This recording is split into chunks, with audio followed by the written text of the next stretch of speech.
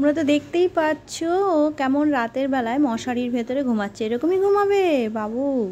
হ্যাঁ, আমি যেই মশারি টানাবো অপেক্ষা করতে থাকবে কখন মা মশারি টানাচ্ছে, আর ডাকবে, ব্যাস টুক করে একটু ফাঁকা করলেই মশারিটা একটু তুলে বলবো বাবু আসো ছোটু, ব্যাস এক ডাকে একদম। আর এই রকমই আমার মাথার কাছে শুয়ে থাকে, আর একটু নড়াচড়া করে না। তোমার রাত্রে এইভাবে ঘুমিয়ে থাকে আর সকালবেলায় উঠবে।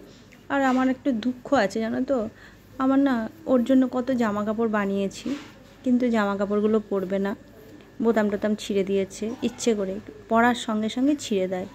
আমার সাজাতে ইচ্ছে করে কিন্তু আমি পারি না জানো তো। ওর গলার মালা আছে, সানগ্লাস আছে, কিচ্ছু পরবে না, সোয়েটার আছে, কিচ্ছু পরবে না, সব ছিঁড়ে ফেলে।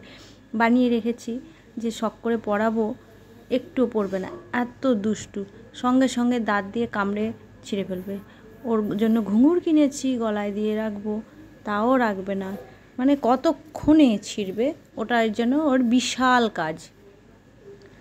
আমার ওদের তো সাজিয়ে রাখতে ভালো লাগে, বেশ কি সুন্দর লাগে বলো তো, ঘরের বাচ্চারা যদি ঝুনঝুন ঝুনঝুন করে ঘুঙুর পরে ঘুরে বেড়ায়, জামা কাপড় পরে। আমি তো সব সময় পরাই না, আমার এটা খুব দুঃখ।